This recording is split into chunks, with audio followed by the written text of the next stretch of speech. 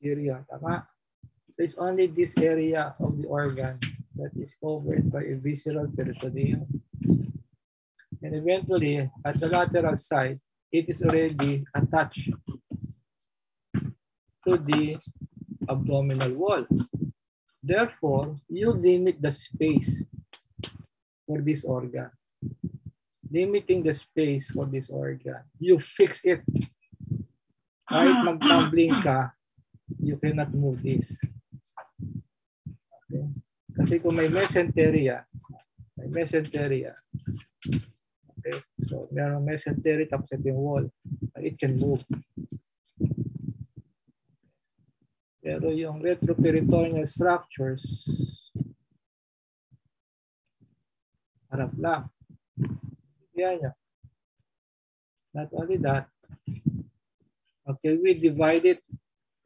I think that was discussed last semester. Pero kung ako nag-discuss din mo, hindi ko alam. So somebody discuss it with you. That there are two retroperitoneal group of organs. We have the primary and the secondary. The primary retroperitoneal are not part of the digestive tree. Okay? Not part of the digestive tree. So yan ang kidney, adrenal gland, okay, aorta, inferior vena cava, ureter. Yun ang mga hindi part of the digestive tract, digestive system. Okay? Pag sinabi natin secondary, those are organs that are part of the digestive system. These are actually the duodenum, not all the duodenum, the second up to the fourth. The pancreas, not all the pancreas, because the tail of the pancreas is a peritoneal organ. You have the ascending colon, descending colon, okay, and the middle rectum. Okay, so those are the secondary retroperitoneal organ. But in our discussion, hindi doon eh. Yung part 1, part 2, dinivide. Hindi po ganon. We do not refer to the primary and the secondary. Kung sinabi natin part 1, these are the neurovascular structures together with the posterior abdominal wall. So you have now the aorta and its branches, inferior vena cava and its tributaries. Tandaan nyo. These are primary retroperitoneal organs. Diba? Then you also have the what do you call that? The posterior abdominal wall. Yung secondary, yung part 2 naman will include the kidney, adrenal gland, the ureter, and part of the urinary bladder. But actually, the urinary bladder should not be because that is also peritoneal structure. Okay, so you listen to my lecture. Okay, so I'll be focusing on the blood vessel. Neurovascular eh. So neuro, ano importante? Okay, branches of the lumbar plexus. But how come the sacral plexus was not included? Because the sacral plexus is already in the true pelvis, and that will be discussed, okay, by me also. Okay. What do you call that? The pelvic organ common to male and female. So discuss na ba sa inyo? Hindi pa na-discuss sa inyo, no? Common to male and female. So I'll be discussing with you the sacral plexus. Okay. And the largest there is the sciatic nerve. And these are structures located in the true pelvis. Yes, it's true that the true pelvis is also a part of the abdominal cavity as a whole. But we divide that into the abdominal cavity proper and the true pelvis, using now the pelvic inlet as the border. I think that was discussed to you already before. Okay, so you take notes of my lecture, okay? And anyway, you already have the PDF of my lecture. But sa PDF po, baka minsan hindi mo maintindihan. So you better listen. Okay? O sige, ito na po. I'll share it with you na.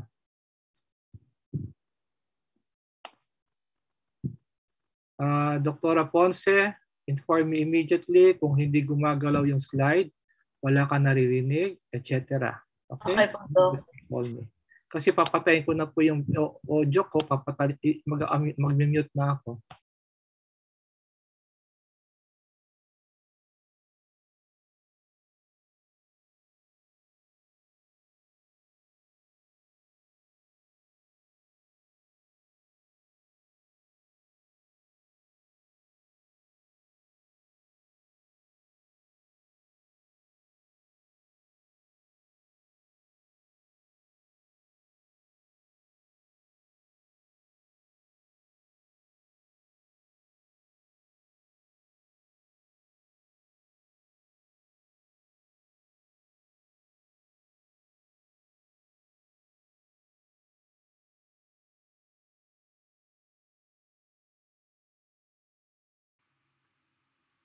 Okay, doctors. Let us now study the different organs included in the posterior abdominal wall, part 1. For abdominal wall, part 1, we discuss the neurovascular structures in the retroperitoneal area of the abdominal cavity. We start with the abdominal aorta and its branches, then the inferior vena cava and its tributaries, the nerves such as the lumbar plexus, aortic plexus, and lumbar sympathetic trunk. We'll also discuss the lymphatic of the posterior abdominal wall, as well as the four muscles that forms the posterior abdominal wall. Now, the abdominal aorta is a continuation of the descending thoracic aorta, as the vessel passes through the aortic hiatus of the diaphragm at the level of T12. It is a retroperitoneal organ that runs along the left side of the body of the lumbar vertebra and divides into a right and left common iliac artery at the level of L4. It has visceral branches and parietal branches. The visceral branches are vessels that supplies the abdominal organs, and the visceral branches that we can see in this picture are the celiac trunk, the superior mesenteric artery, the inferior mesenteric artery, and the renal artery. Parietal branches are arteries that supplies the abdominal wall. And in this picture, we can see the lumbar artery as well as the inferior phrenic artery. Now, to expose the entire abdominal aorta and its branches, the digestive and urinary organs were removed. The visceral branches that are present in this picture are the celiac trunk, the superior mesenteric artery, the inferior mesenteric artery, and a pair of renal arteries, as well as a pair of gonadal arteries. Let us discuss the unpaired visceral branches of the abdominal aorta. Celiac artery is the unpaired branch of the abdominal aorta at the level of T12. It has three branches. The left gastric artery, pointed by the blue arrow, it supplies the left side of the lesser curvature of the stomach. Second, the common iliac artery, pointed by the white arrow, This artery is located in the lesser omentum and supplies the liver, biliary tree, duodenum, as well as the head and the neck of the pancreas. The last branch of the celiac artery is the splenic artery, pointed by the violet or arrow.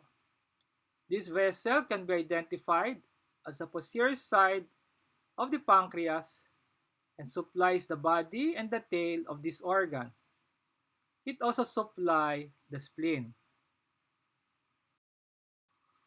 So in this cadaver, we can see that as the abdominal aorta enters the aortic hiatus of the diaphragm, it sends off the celiac trunk and has three branches, as mentioned. The left gastric artery, represented by the yellow marker, the splenic artery, the blue marker, and the common hepatic artery, present by the green marker. In this picture, we can also see the superior mesenteric artery, as well as the right and the left renal arteries. In this cadaver, we can also see the abdominal aorta as it enters the aortic hiatus and send the celiac trunk. This vessel, as mentioned earlier, has three branches. The left gastric artery, the splenic artery, which will be passing behind the body of the pancreas, and the common hepatic artery. The common hepatic artery eventually divides into hepatic artery and gastroduodenal artery. This gastroduodenal artery will be supplying the duodenum, the head of the pancreas, as well as the stomach. It is from the hepatic artery where usually the right gastric artery is a branch of. Now, the hepatic artery goes cephalad and gives its terminal branches. The left hepatic artery and the right hepatic arteries, which usually located in the hilus of the liver. These two terminal branches of the hepatic artery will be the one that will be supplying the left and the right lobe of the liver. Now, the second unpaired branch of the abdominal aorta is the superior mesenteric artery. At the level of the first lumbar vertebra and is located at the root of the mesentery. Its first branch is the inferior pancreatico-duodenal artery, pointed by the yellow arrow. This vessel anastomoses to superior pancreatico-duodenal artery, supplying the duodenum as well as the head and the neck of the pancreas. Superior mesenteric arteries send 20 to 30 intestinal branches that is located in the mesentery of the small bowel. They supply the jejunum and the ileum. Another branch of the superior mesenteric artery, which is actually the second branch of this vessel, is the middle colic artery, pointed with the white arrow. This supplies the transverse colon and can be seen in the transverse mesocolon. Now, the right colic artery, pointed by the orange arrow, supplies the ascending and the hepatic flexure of the colon. And the superior mesenteric artery eventually ends as iliocolic artery, supplying the terminal ileum, the cecum, and the appendix. Now in this picture, the superior mesenteric artery is a branch of the abdominal aorta 1 to 1.5 centimeter caudal from the celiac trunk and almost between the renal branches of the abdominal aorta. Now in this slide, we can see the following abdominal organs: the liver, the head and the body of the pancreas, the transverse part of the duodenum, the beginning of the jejunum, as well as the root of the small bowel mesentery. We can appreciate the superior mesenteric artery represented by the red arrow and the superior mesenteric vein pointed by the blue arrow passes beneath the neck of the pancreas, represented by the dotted yellow lines. But these two vessels pass in front of the transverse duodenum. If the branching of the superior mesenteric artery from the abdominal aorta is so acute that is less than 25 degrees, this can eventually cause partial duodenal obstruction, presenting as a symptom of gastric outlet obstruction. In this slide, we can see that the neck of the pancreas was transected, exposing to us how the superior mesenteric artery branch from the abdominal aorta. And on the right side of the superior mesenteric artery is the superior mesenteric vein. In this slide, we can see the following organs again: the superior mesenteric artery, the pancreas, the transverse duodenum, as well as the transverse mesocolon. As mentioned earlier, that the first branch of the superior mesenteric artery is seen in this picture, the inferior pancreatico-duodenal artery pointed by the red arrow. We can also see the right colic artery, the intestinal branches pointed by the yellow arrow, as well as the middle colic artery pointed by the blue arrow. And note that the middle colic artery is along the transverse mesocolon. For this artery will be the one that will be supplying the transverse colon of the large bowel. Now, the last unpaired visceral branch of the abdominal aorta is the inferior mesenteric artery, pointed by the red arrow. It is a branch of the aorta at the level of the third lumbar vertebra. It has three branches. The left colic artery, pointed by the blue arrow, is the one that supplies the descending colon. Next is the sigmoid arteries, pointed by the yellow arrow, will be the one that supplies the sigmoid colon. And this vessel is located in the mesosigmoid.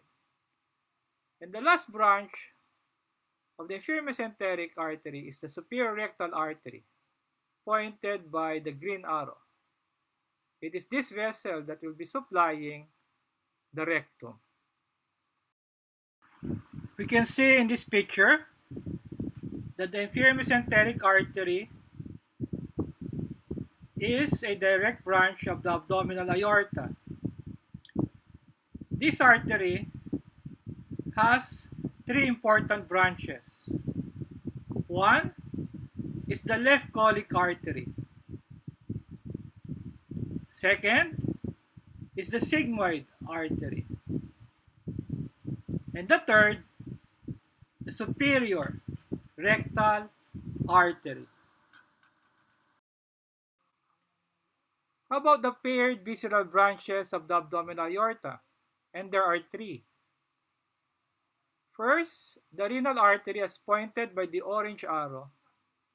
This supplies the kidney and enters the kidney at the hilus of this organ.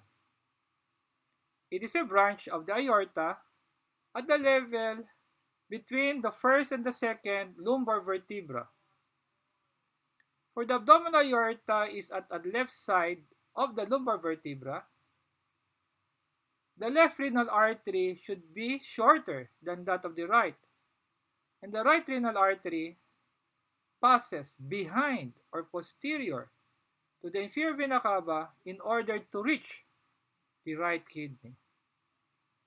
This right and the left renal artery enters the hilus of the kidney behind the renal veins, but it is anterior to the renal pelvis. In this slide, we can see the two kidneys of this cadaver, as well as its renal artery. But the inferior vena cava, as well as the renal veins, were removed. Now, this is the second paired parietal branch of the abdominal aorta, the middle adrenal artery, pointed by the white arrow. It is this vessel that will supply arterial blood to the suprarenal or adrenal gland.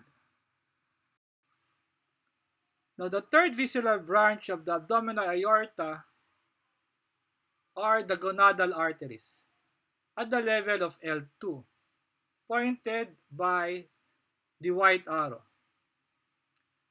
For male, we call that testicular artery, and for female, we call this as ovarian artery.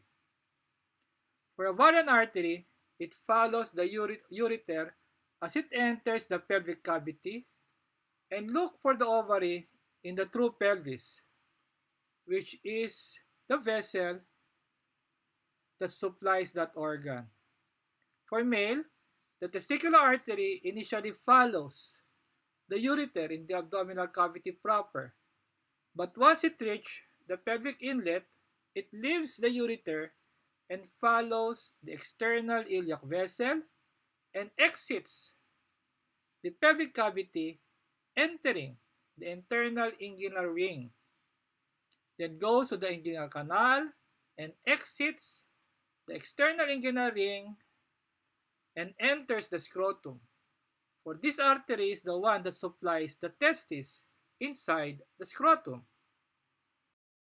Now this slide shows the gonadal arteries in this cadaver as it branch from the abdominal aorta. What about the parietal branches of the abdominal aorta?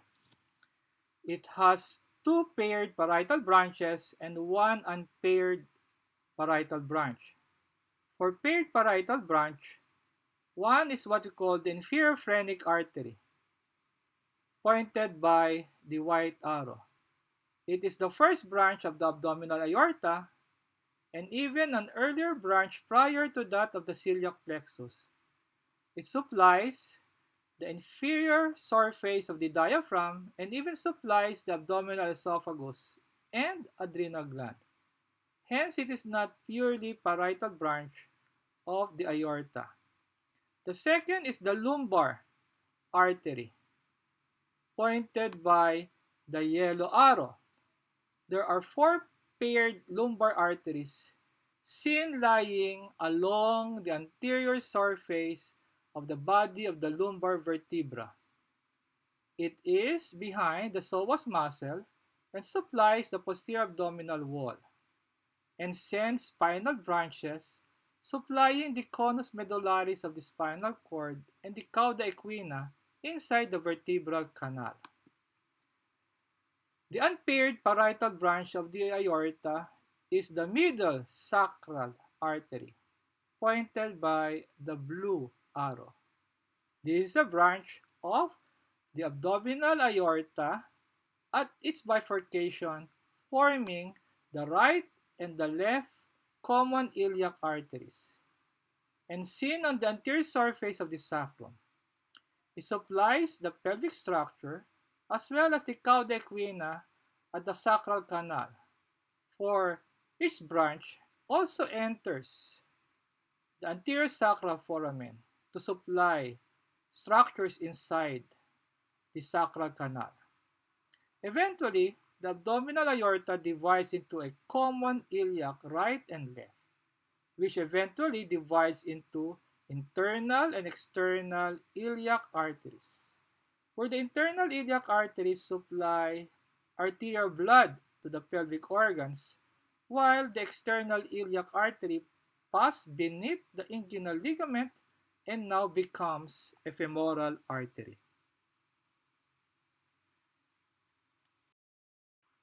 So in this cadaver, we can see two parietal branches of the abdominal aorta.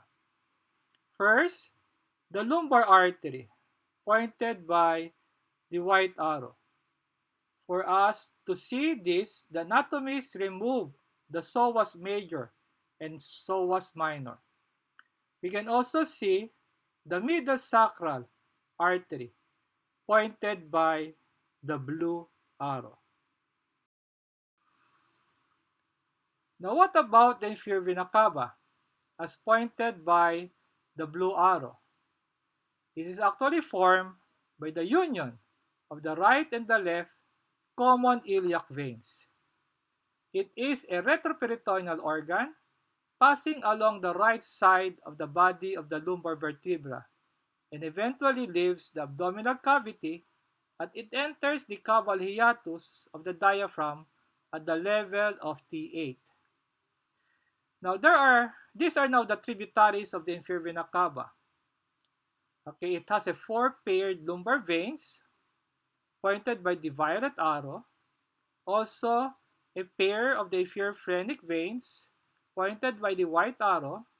A pair of the renal vein pointed by the green arrow, as well as the hepatic veins pointed by the black arrow. Usually, the hepatic vein is a pair only. However, sometimes there are three hepatic veins that is draining into the inferior vena cava. Now, there is what we call an unpaired right gonadal vein pointed by the yellow arrow. For the male, it is testicular. For female, it is ovarian. Now, what we cannot see here is what we call the unpaired adrenal vein that is actually the right adrenal vein. Now, the veins that drains the gastrointestinal organ, such as the celiac, the superior mesenteric vein, the inferior mesenteric vein, does not drain directly into the inferior vena cava, for the venous blood should first pass through the liver, okay, through what we call the portal circulation, and should be detoxified and should be cleansed. Once it is cleansed and detoxified, the blood will now drain to the inferior vena cava through what we call the hepatic veins. In this cadaver, we can see the inferior vena cava formed by the right and the left common iliac veins, pointed by the red arrow. And before entering the caval hiatus, it receives two hepatic veins, pointed by the blue arrow. We can only see the left renal vein, pointed by the yellow arrow, with the left gonadal vein draining into it. Now the main structure that collects lymph from all lymphatic trunks below the diaphragm is the cisterna chyli, as pointed by the yellow arrow. This is located behind the abdominal aorta at the level of L1 and L2. It receives lymph from the right and the left lumbar trunks, draining lymph from the abdominal wall and the right and the left lower extremities. It also receives lymph from the intestinal trunks, a collection of lymph coming from the celiac, superior mesenteric, and inferior mesenteric lymphatic trunks. Then all the lymph in the cisterna chyli will drain into the thoracic duct, pointed by the blue arrow. This duct is located also behind the aorta and was formed at the level of T12. It enters the thoracic cavity, passing the aortic hiatus, eventually drains into the left internal jugular vein. Now, the lumbar plexus is a network of nerve fibers formed by the anterior rami of L1 to L4, with some contributions from the fiber of T12. This supplies the skin and musculature of the lower limb. It is located in the lumbar region within the substance of the psoas major muscle and the anterior to the transverse process of the lumbar vertebra. Now, these are the branches of the lumbar plexus. First, the iliohypogastric nerve with the blue marker.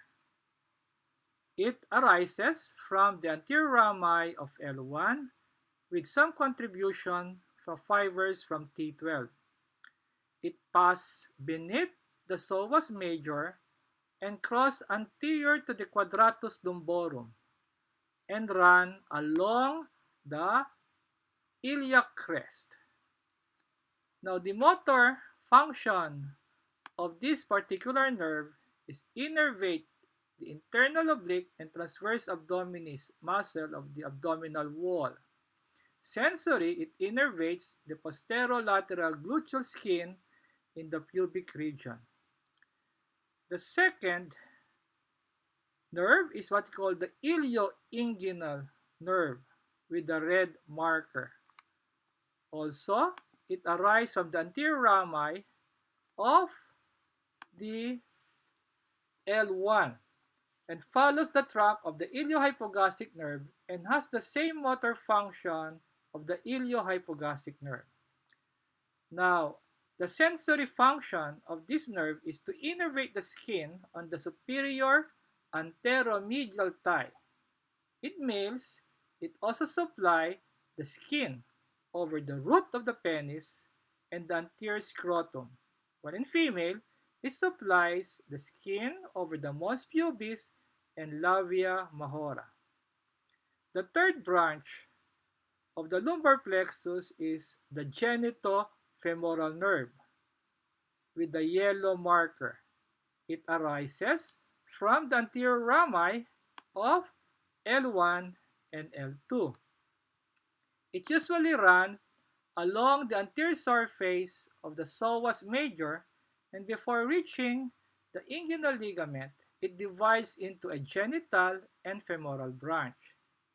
It is only the genital branch that has a motor function of this nerve, innervating the cremasteric muscle located in the spermatic cord, while the sensory function of this nerve is both coming from the genital branch and the femoral branch. But the genital branch of this nerve innervates the skin of the anterior scrotum in male and the skin over the mons pubis and labia majora in female. Now, the femoral branch of this nerve innervates the skin on the upper anterior thigh for both sexes. Okay. The fourth branch of the lumbar plexus is the lateral cutaneous nerve of the thigh with a green marker. It is purely sensory, okay, and runs across the iliacus muscle and enters the thigh at the lateral aspect of the inguinal ligament and innervates the anterior and lateral thigh down to the level of the knee. And this nerve is actually formed by the anterior rami of L2 and L3. The fifth branch of the lumbar plexus is the femoral nerve with a white marker.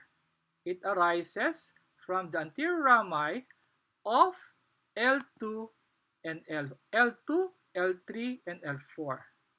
The motor function of this nerve innervates, okay, the muscles in the anterior compartment of the thigh. And these are the sartorius, the quadratus femoris, the pectineus, as well as that of the iliacus. Now, the sensory function of this is the skin is a cutaneous nerve for the skin on the anterior thigh and medial leg.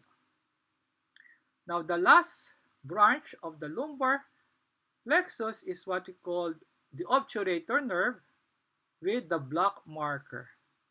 This nerve is actually formed by the anterior rami of L2, L3, and L4 and pass beneath the psoas major. Now, the motor function of this nerve is to innervate the adductor muscles of the thigh, and sensory for the cutaneous nerve for the medial thigh. Now, in this picture, the cadaver, we can see the muscles of the posterior abdominal wall, such as the psoas major, the quadratus lumborum, and the iliacus. We can also appreciate some of the branches of the lumbar plexus that was discussed, such as the hypogastric nerve, the ilioinguinal nerve, the lateral cutaneous nerve of the thigh, and the genitofemoral nerve. Now, additional branches of the lumbar plexus that can be seen in this cadaver are, first, the femoral nerve that is pointed by the white arrow, as well as the obturator nerve pointed by the yellow arrow. Now, the lumbar sympathetic trunk is located at the side of the vertebral body of the lumbar vertebra and is just a continuation of the thoracic part of the sympathetic trunk. Now, the lumbar ganglia are paravertebral ganglia located inferior portion of the sympathetic trunk. Usually, there are 4 lumbar ganglions and located deep to the medial aspect of the psoas major. Now, the first 2 lumbar ganglions have both white and gray rami communicantes, which actually joins with the aortic plexus and its visceral branches. So in this slide, what is pointed is the sympathetic lumbar trunk with one of its lumbar ganglion. Now, the aortic plexus of nerves are actually located at the anterior surface of the aorta, from the aortic hiatus up to its bifurcation. There are 4 of its aortic plexuses of nerve. Having the largest is the celiac plexus as pointed by the red arrow. We also have superior mesenteric plexus and inferior mesenteric plexus, and in between these two is called the intermesenteric plexuses of nerve. Now, this particular aortic plexus receive input from the thoracic splanchnic nerve coming from the greater, lower, and least splanchnic nerves. It also received lumbar splanchnic nerve as well as from the celiac branches of the vagus. Let us now discuss the 4 muscles that form the posterior abdominal wall. These are the quadratus lumborum, the psoas major, the psoas minor, and lastly, iliacus. Now, the quadratus lumborum on the left picture is represented by the violet marker. And on the picture on the right side is a cross-section, okay, of the abdomen. And the quadratus lumborum is actually pointed by the yellow arrow. Now, the origin of this muscle arises from the transverse process of the fifth lumbar vertebra, as well as the posterior surface of the iliac crest. It is inserted to the lower border of the 12th rib. Action of this muscle is to depress the 12th rib during respiration and can also assist in lateral flexion of the vertebra. The nerve innervation of the quadratus lumborum is the ventral rami or anterior rami of T12, as well as the superior lumbar nerves. Now, the second muscle is the psoas major, as pointed in both pictures. This muscle arises from the transverse process of T12, as well as the transverse processes from L1 to L5.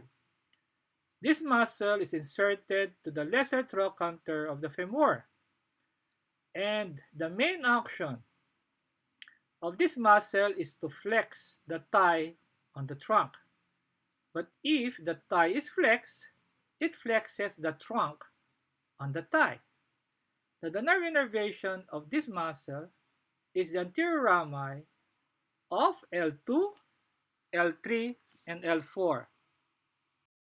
The third muscle is the psoas minor, as pointed by the yellow arrow.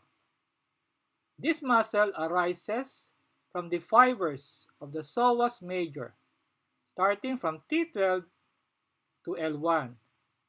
This is inserted in the iliopubic eminence of the hip bone, action of which is to flex the lumbar vertebral column and the pelvis. The nerve innervation of this muscle is the anterior rami of L1. Now, the last muscle that forms the posterior abdominal wall is the iliacus, as pointed by the yellow arrow. This muscle arises from the iliac fossa and is inserted in the lesser trochanter of the femur, action of which is to flex the thigh on the trunk. The nerve innervation of this muscle is the femoral nerve. Class, I think this will be my last slide. Salamat po sa inyong pakikinig. Naway pagpalain kayo ng may kapal at ni Allah.